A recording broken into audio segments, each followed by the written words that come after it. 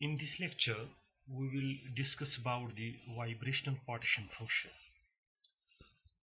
Uh, for a diatomic molecule vibrating as a simple harmonic oscillator, the vibrational energy levels obtained by the solution of the Schrödinger equation is basically given by this simple expression E vibrational is equal to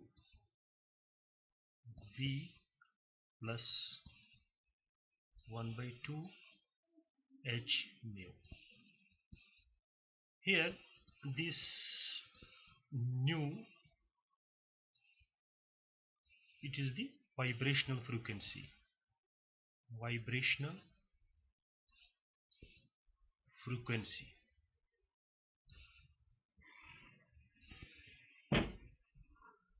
and this V, it is called vibrational quantum number.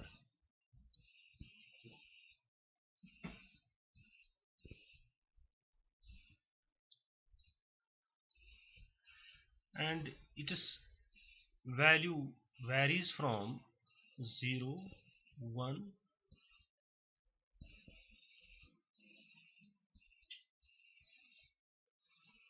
2 and so on.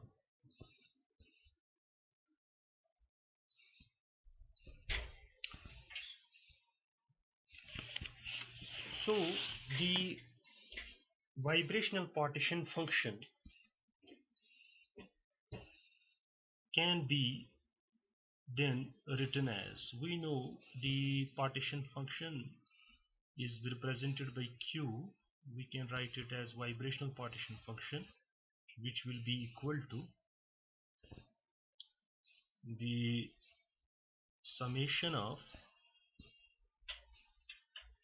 G vibrational, which is the degeneracy, into e raised power minus E vibrational upon kT. So this is our basic equation for partition function. We will simply introduce the value of this equation 1 into the equation 2nd. So what we get here is the vibrational partition function basically will be equal to summation of this V we have shown here. It can vary from 0 to infinity. Suppose this value can go up to infinity, and this is simply the degeneracy, so we will write it as GV into e raised power. So in place of this energy, vibrational energy, we will put the value this much, so it will be minus V plus 1 by 2 H nu upon kT. Okay, so we have got this relation, but you have to remember the energy levels are non-degenerate. That means the degeneracy G is unity. That means if energy levels are non-degenerate, we can take this GV is equal to 1. So simply the equation 2nd becomes the vibrational partition function will be equal to summation this vibrational quantum number ranges from 0 to infinity into e raised power minus V plus 1 by 2 H nu upon kT. Okay, so this will be our equation number 3rd. Now in the case of the simple harmonic oscillator, the spacing between the neighboring energy levels, suppose if we consider the energy levels here. So this is energy level 1, this is second, and this is suppose third energy level. Now if you put the value of 0 here or in the equation number 1, we will get half of h nu value,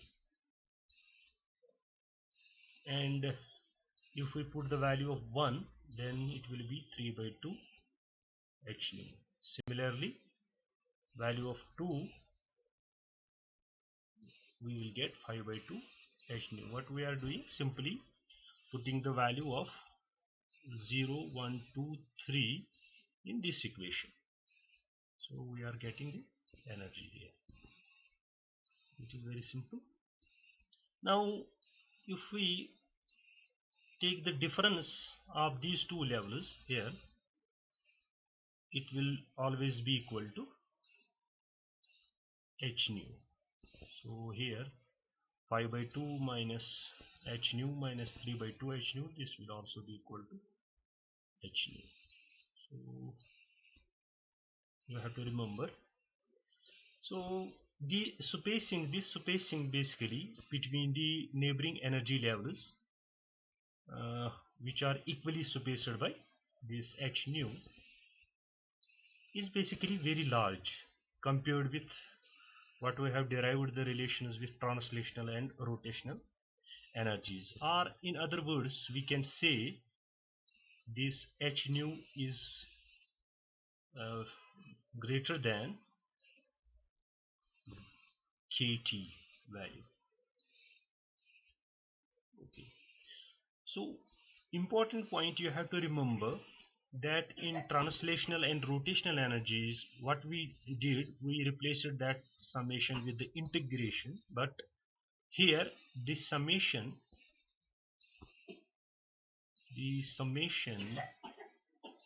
cannot be replaced by integration.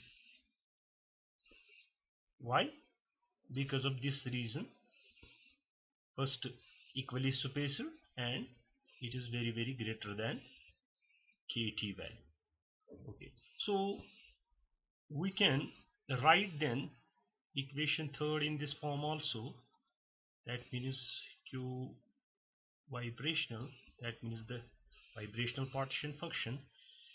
First we will put the value of 0 here, quantum number, it will be e raised power minus, so it will be 1 by 2 h nu kt, that means simply h nu upon 2 kt. Okay, plus it is summation now, so we will make it separate terms. Now we will put the value of 1 here, so it will be 1 plus 1 by 2, that means 3 by 2 h. So it will be e raised power minus 3 by 2 h nu upon kt. Similarly, we will put the vibrational quantum number is equal to 2, so 2 to 4 plus 1, it will be 5, 5 upon 2, so we will get this term here, e raised power minus 5 by 2 h nu upon kt, plus so on. Similarly, we can put the values of vibrational quantum numbers. But if we see here carefully, we can take this term common, e raised power minus h nu upon 2 kt. So inside we can write, so it will be simply 1 plus, here it is minus 3 by 2 h nu kt, minus half, we have taken that outside, so it will be e raised power minus h nu upon kt. It will be simply, you can multiply these two terms and you will get this back. Okay, and next we can write e raised power minus 2 h nu upon kt. R minus 3 h nu upon kT plus so on. So this is basically an exponential series, and it comes from this basically relation that 1 upon 1 minus e raised power minus x is basically equal to 1 plus e raised power minus x plus e raised power minus 2x plus e raised power minus 3x plus so on. Here this x is basically equal to h nu upon kT. So we can write this relation then in this form also.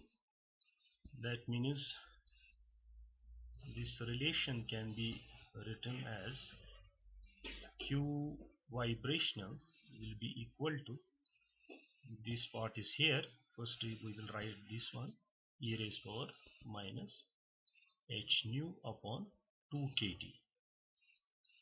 So this is basically an exponential series, so we can write this as 1 upon 1 minus e raised power minus h nu upon kT as per this series. Okay, so you can further write this equation as in very compact form. That means we can write it e raised power minus h nu upon kT upon 1 minus e raised power, so this is 2 kT here, because this is 2 kT, it will be minus h nu upon kT. Remember here the difference, it is 2 kT, it's 2 kT, 2 kT. Okay, but if this h nu is very large as compared to kT and still it is divided by 2 kT, this term will be very small. That means it will be almost negligible, this my h nu upon 2 kT. So we can take this e raised power minus h nu upon 2 kT approximately equal to 1. So in this equation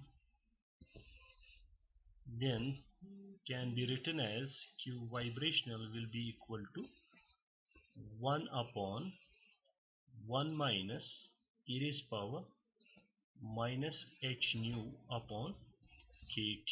Okay, so one more point you have to remember here is that this relation is with, that means we are calculating it with 0 point energy. 0 point energy, if we put the value of the quantum number, vibrational quantum number v is equal to 0, and this relation is without 0 point energy, you can say that also, without 0 point energy. Okay, so this relation can be further simplified for multiple choice questions. So if we write this as q vibrational can also be written as this h nu upon kT can be written as h c upon k t lambda. This can be written as hc 1 upon, it can be written as in wave numbers also, wave numbers upon kT. So this value comes out to be 1.439 nu bar upon T, because h is Planck's constant and k is Boltzmann is constant and c is the velocity of light. So you can write it this relation as 1 minus 1 upon 1 minus e raised power minus 1.439 nu bar upon t. So this will be a nu bar in per centimeters. Okay, so if we define, if we define now a new term here, theta vibrational, which is equal to h nu upon k. This is called as characteristic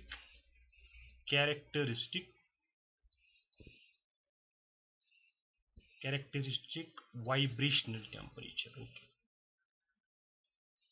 characteristic vibrational temperature of the oscillator. Okay, that means we can write this equation here. If we focus on this relation, we can write this relation in terms of this characteristic vibrational temperature. So we can write this Q vibrational basically equal to e raised power minus theta vibrational upon 2t whole divided by 1 minus e raised power minus theta vibrational upon t. Okay, so remember this case. So in terms of characteristic vibrational temperature, we can write the vibrational partition function as. Now here two cases may arise. Case 1, suppose at low temperature T is very low, so that this theta vibration, characteristic vibrational temperature upon T will be greater than 1. Then we can write this e raised power theta vibration upon T is basically negligible